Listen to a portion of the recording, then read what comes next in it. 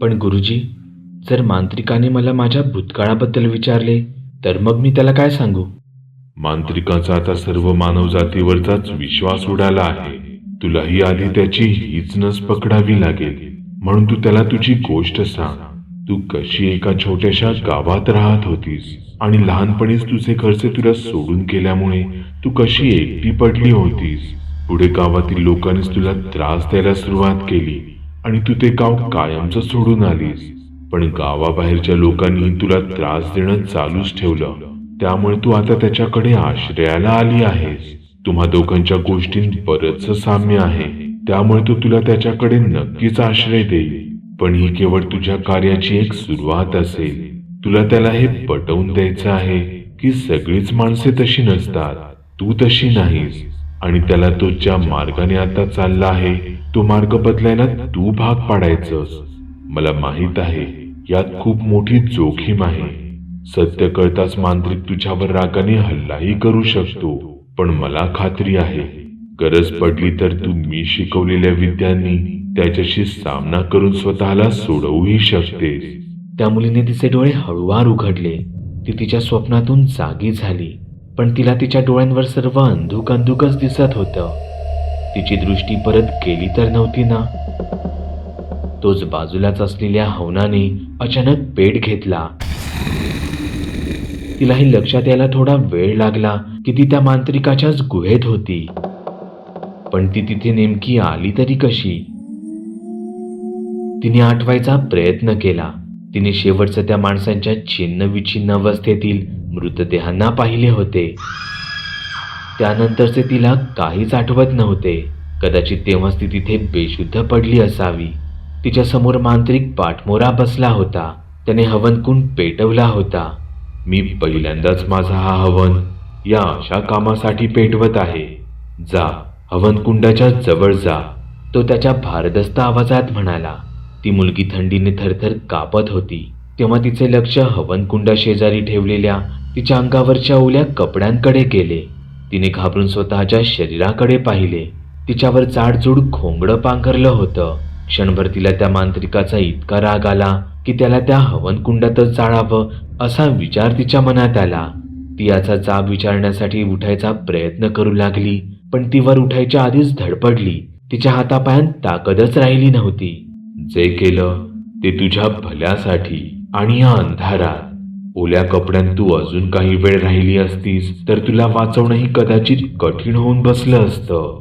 ती स्वतःला सावरत असताना तिच्या शरीरावर पांघरलेलं घोंगडं खाली पडलं. ती लाजेपोटी तिच्या हाताने ते उचलण्याचा प्रयत्न करत होती, पण तिच्या हातांच्या बोटांत तितकी ताकदच राहिली नव्हती की ती त्या बोटांनी काही उचलू शकेल. मांत्रिक अजूनही पाठमोराच होता. शरीराला ऊब मिळाली की आपोआपच तुझ्या बोटांमध्येही ताकद येईल, असं बोलून मांत्रिक तिथून बाहेर गेला. ती मुलगी बराच वेळ तशाच अवस्थेत हवनाशेजारीच बसून राहिली. तिची नजर गुहेच्या दाराशी लागून होती. मांत्रिक आत शिरला तर त्याने तिला अशा अवस्थेत पाहिलं तर, पण तसं काहीच झालं नाही.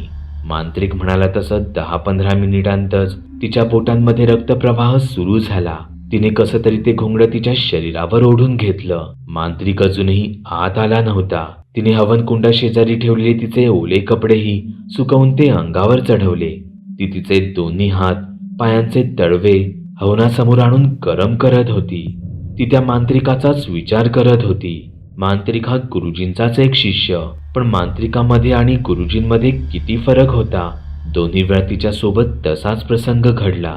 काही गुंड तिचा पाठलाग करत होते, पण जिथे गुरुजींनी त्या गुंड प्रवृत्तीच्या माणसांना थोडीफार शिक्षा देऊन पळण्याची एक संधी दिली होती, तिथेच त्या मांत्रिकाने मात्र तशाच प्रसंगात त्या गुंडांचे जे हाल केले होते त्याचा तिने कधी स्वप्नातही विचार केला नव्हता. तोच त्या आवाजाने ती भानावर आली. नाव काय आहे तुझं? मांत्रिक गुहेतील त्या खोलीसदृश्य भागात आला. तशी ती मुलगी काहीशी घाबरली. तिने हलकच मांत्रिकाकडे पाहिले आणि मग ती त्याच्यापासून नजर चुकवत खाली पाहत म्हणाली, अवनी. तुझं इथे येण्यामागचं खरं कारण काय? तू फक्त मला भेटावं याकरता तरी इथे नक्कीच आली नव्हतीस. तसं अवनीने सगळा धीर एकवटवला. डोळे बंद करून स्वतःच्या मनातील भीतीवर नियंत्रण मिळवलं आणि ती मांत्रिकाला सांगू लागली, मी एका छोट्याशा गावात राहत होती. लहानपणीच माझ्या घरचे मला सोडून केल्यामुळे मी तिथे एकटी पडली होती. पुढे गावातील लोकांनीच मला त्रास द्यायला सुरुवात केली आणि म्हणून मी ते गाव कायमचं सोडून निघाली. पण गावाबाहेरच्या लोकांनीही मला त्रास देणं चालूच ठेवलं. तुम्ही याचं ताजं उदाहरण बाहेर पाहिलंच असेल. त्यामुळे माझ्याकडे आता एकच पर्याय शिल्लक राहिला होता, तुमच्याकडे आश्रय घेणे. ती मुलगी हे सगळं बोलत असताना ती तिची नजर मांत्रिकापासून चोरत होती. त्या मुलीचं बोलणं ऐकत असताना मांत्रिक हळूहळू तिच्या जवळ, अजून जवळ येऊ लागला. तो तिच्या इतक्या जवळ येऊन पोहोचला की नाईलाजाने तिला तिची नजर वर करून मांत्रिकाकडे पाहावेच लागले. तुला माहित आहे का मी कोण आहे ते? तशी तिने पुन्हा तिची नजर खाली केली आणि होकारार्थी मान डोलावली. जा, आराम कर. मी तुझ्यासाठी खाण्यापिण्याचीही सोय करून ठेवली आहे. मांत्रिकाला कदाचित तिचं म्हणणं पटलं होतं. या विचाराने अवनीने सुटकेचा निश्वास सोडला आणि ती पाठी वळली. तोच मांत्रिक पुढे म्हणाला, आपण उद्या तुझ्या गावी जाणार आहोत. तुझं संपूर्ण गाव उद्या तुझ्या पायाशी असेल. अहो पण, अवनी पुढे काही बोलणार तोच मांत्रिकाने त्याचा हात पुढे करून तिला थांबण्याचा इशारा केला. बाहेर पडलेल्या त्या माणसांच्या मृतदेहांना मी आताच ठिकाणावर लावून आलो आहे. तुझ्या बोलण्यात जराही खोटेपणा असला तर तिथे त्यांच्या जागी उद्या कोण असेल हे मी वेगळं सांगणार नाही. अवनी मांत्रिकाकडे पाहतच राहिली. थोड्या वेळापूर्वी तिची काळजी घेणारा हाच होता. मांत्रिक तिथून निघून गेला. अवनी मात्र विचारात पडली. मांत्रिक बोलला तसा तो उद्या खरंच वागला तर? अवनी त्याच विचारात गुहेच्या एका कोपऱ्यात जाऊन बसली. मांत्रिक सर्व गावकऱ्यांना माझ्या पायाशी आणणार म्हणजे नेमकं तो काय करणार? गावकऱ्यांना धमकावणार की मारणार? रात्रभर ती याच विचारात होती. काहीतरी करावंच लागणार. त्याला गावी जाण्यापासून रोखावं लागणार, अवनी स्वतःशीच म्हणाली. सकाळ झाली तशी अवनी संपूर्ण तयारीने आधीच गुहेत आतल्या भागात बसून राहिली होती. काहीच वेळात मांत्रिकही तिथे आला. त्याला पाहून अवनी लगेचच म्हणाली, तुम्ही माझ्यासोबत येत आहात कारण तुमचा माझ्यावर विश्वास नाही, केवळ याकरता मला तुमच्या शक्तीचा पुरेपूर अंदाज आहे. मी ऐकलंय त्याबद्दल. सत्य तुमच्या डोळ्यांनी पाहिल्यावर तुम्ही तुमच्या ताकदीने क्षणात त्या गावाला माझ्या पायाशी आणालही. पण त्या गावाने माझ्या पायाशी यावं असं मला मुळीच वाटत नाही. त्या गावात 4 लोक वाईट असली तरी 10 लोक चांगलीही आहेत. त्यातील काही दुर्बल आहेत, काही निष्पाप लहान मुलं आहेत आणि काही वृद्ध आजारी माणसंही. 4 लोकांची शिक्षा संपूर्ण गावाला का? मी त्या गावात परत जायचा विचार कधीच सोडून दिला होता. म्हणून आपण तिथे नको जायला. गावी तर जावंच लागणार आणि कोणाला तरी मरावंही लागणार. खोटं बोलत असशील तर तुला आणि खरं बोलत असशील तर तुझ्या अपराध्यांना. हे ऐकून अवनीच्या पायाखालची जमीनच सरकली. हा मांत्रिक माणूस आहे की हैवान?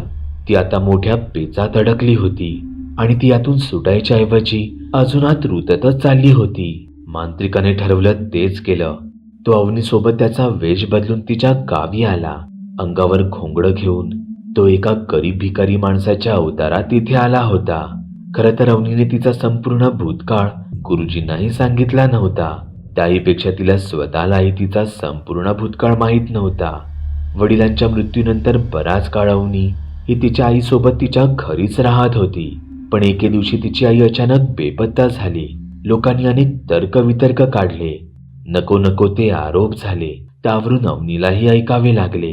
अवनीचा सख्खा काका तिच्या घराच्या बाजूलाच राहत होता, पण त्यानेही त्यावेळी यात तिची काहीच मदत केली नव्हती. मला तुझं घर दाखव. अवनी मांत्रिकाला घेऊन तिच्या घराच्या दिशेने चालली होती. तेव्हा गावातील लोक अवनीकडे एका वेगळ्याच नजरेने पाहत होते. ही काय करते इथे? ही परत कशाला आली आहे इथे? त्यांच्या चेहऱ्यावर असेच भाव दिसत होते. मांत्रिक हे सगळं त्याच्या डोळ्यांनी नीट पाहत होता. हे पाहत असताना त्याला त्याच्या लहानपणाची आठवण होत होती. त्यानेही या नजरा अगदी जवळून पाहिल्या होत्या. तोच त्या मुलीचा आवाज त्याच्या कानांवर पडला. ते बघा, माझं घर तिथे आहे. असं बोलून ती मुलगी तिच्या घराच्या दिशेने 4 पावले चालली आणि तिथेच उभी राहिली. मांत्रिकाने पाहिलं, त्या घरावर तर आधीच कोणीतरी ताबा मिळवला होता.